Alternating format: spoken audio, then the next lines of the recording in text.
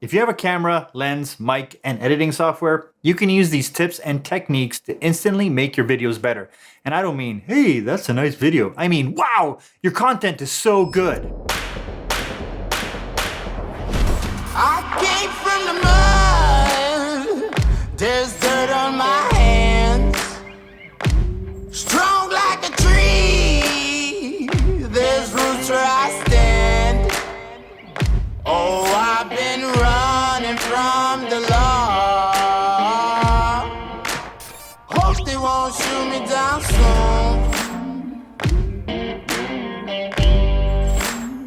Today, we talk about camera angles, composition, and perspectives, and how important they are to communicating your message. Using the right shot can have a profound subconscious effect on the viewer. It really helps communicate on a deeper level by tapping into universal human experiences. Consider shifting away from the standard eye-level shot, as this is exactly how the majority of people see the world. However, just because a camera shot or angle is cool doesn't mean it's the best to communicate your ideas. So you really need to understand why you're using a shot and how it's going to affect the audience and what does it actually communicate beyond the pretty visual that you're creating. Roger Deakins said there's good cinematography and bad cinematography, and then there's the right cinematography for your film. Yeah, that Roger Deakins.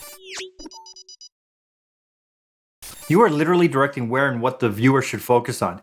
You are the guide. For instance, when something's important and you want to reinforce it with the viewer, use a close-up. When it's really important, say it on screen with a close-up.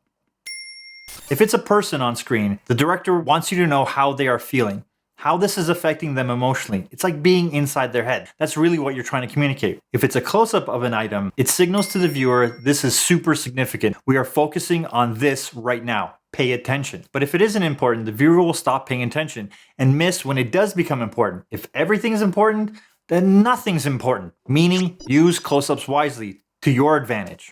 If the shot is too wide and the framing is too loose, the viewer will not know where to put their attention and will wander around the screen. They will feel disconnected and removed from the scene. Unless it is an establishing shot, which is the point of the shot, to communicate the location, the setting, or the environment, the viewer won't understand the purpose of the shot. But this is where editing can come in and really save your butt. But we'll talk about that in another video. For now, we're talking camera angles. Back to camera angles. Wide shots can also be used to establish how things relate to one another. Actors standing with some other actors sitting. Wide shots give a lot of information to the viewer about the context of the scene, be it a fictional scene or a daily vlog. Really think about and plan your wide shots. They really help establish to the viewer what's about to happen. Low and high angles are best used to show the power dynamics within a scene. Think of low angles as the perspective of a child. Everything is large and looming. It has the power over the viewer. It subconsciously brings the viewer back into a childlike perspective. Subconsciously, it's not really bringing them back to that place. High angles put the viewer into a power position, making anything in the field of view weaker, smaller, powerless, like small, like you have to look down onto it. Again, these are subconscious things that trigger automatically within the viewer. They don't even think about it. They don't realize it, but these are the cues that you're giving to the viewer. Dutch angles, canted angles, or tilted angles is when the camera is tilted, usually to suggest imbalance, transition, or instability. If you want to communicate to the viewer uneasiness in the situation, use a tilted angle. It feels unnatural. It feels off. This isn't something you can really experience in real life. Try tilting your head to an extreme angle. Your brain will automatically adjust to see it correctly and level. But tilt the camera within the frame, the world shifts and forces the uneasiness. Now, taking all of these different shots and adding literal focus can further direct the viewer where to look. The human eye naturally can only focus on one thing at a time. So take advantage of this and show your audience what to focus their attention on. Focus selectively concentrates on a discrete aspect of information, like literally focus on something and show your audience where to look. It's your job to put the literal focus on where the audience is supposed to look. Framing and composition are also huge aspects of the cinematic language. I'll briefly touch on them here, but I plan on dedicating a full episode to just framing, composition, and blocking. Placing objects in the center of the frame instantly gives them authority and gives them focus. Everything else revolves around them, around the focal point. The larger an object is in the frame, the heavier the importance it has in the shot. For instance, putting a large plant in the foreground is communicating to the viewer, that's an important plant. even if that's not the intended meaning. Look how much real estate that takes up in the frame. Of course people will notice something like that. That's where the focus will shift. So you have to ask, why is it there? Is it necessary? Do we need to have that plant? Does it add anything to what I'm trying to communicate? It really is what you put in the shot as much as what you don't. Always look at your frame and ask, does that need to be there? Or is the frame missing something? It really comes down to the understanding of putting stuff in your frame communicates something. So if it doesn't add anything to your shot, get rid of it or put in something that does help reinforce what you're trying to say. There is a whole vocabulary of shots you can use.